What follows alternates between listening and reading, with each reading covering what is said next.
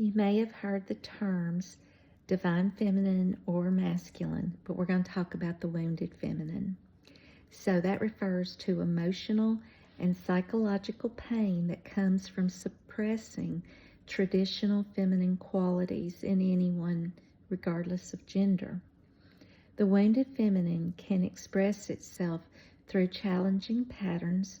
Common toxic traits include difficulty receiving care, help, or compliments, codependency, passive-aggressive behavior or emotional volatility, disconnection from emotions, intuition, or creativity, perfectionism and harsh self-criticism, trouble setting boundaries or people-pleasing, feeling unsafe being vulnerable or soft, devaluing rest, play, or self-care as weak or selfish, low self-worth, afraid to speak their truth, compromises integrity and values, manipulation through victimhood, they're waiting for somebody to save them, jealousy and comparison.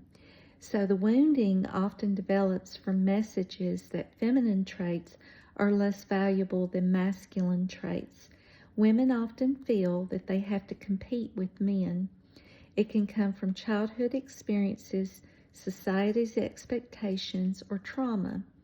These traits usually come from deep insecurity, unmet needs, or learned survival patterns, not inherent feminine flaws. Healing involves taking responsibility for your behaviors and having compassion for the wounding underneath.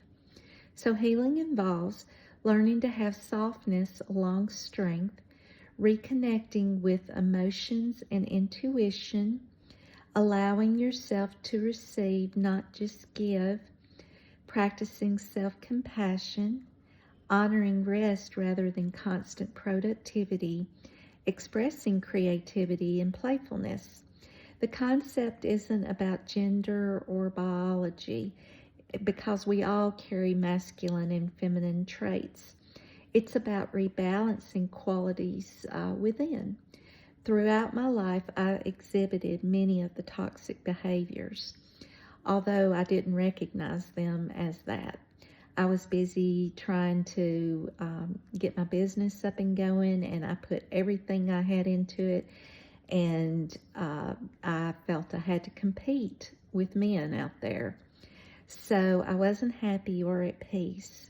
And so we can all work on improving and balancing these traits.